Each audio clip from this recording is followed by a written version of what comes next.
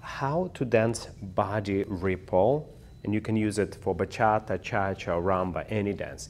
So the secret is, as you sending your chest out, do not send it forward, send it up. So do this exercise. Think about this little point here in your chest going up. And also you can squeeze your shoulder blades to get a little bit more effect. Up. So this is a point number one. So you're going up. Point number two, you're going to fold it in, two. So this is a 1, 2. 1, 2. Not this. 1, 2. So up. Try to use your chest up. So you go 1, 2.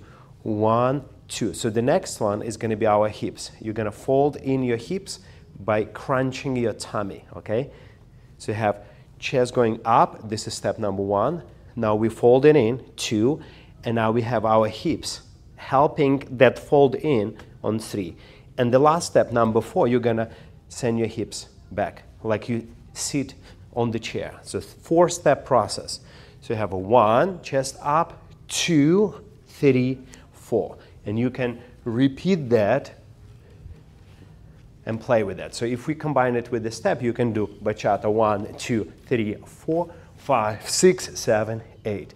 Or you can dance cha-cha-cha, 3, cha-cha-cha, and then have a little bit ripple.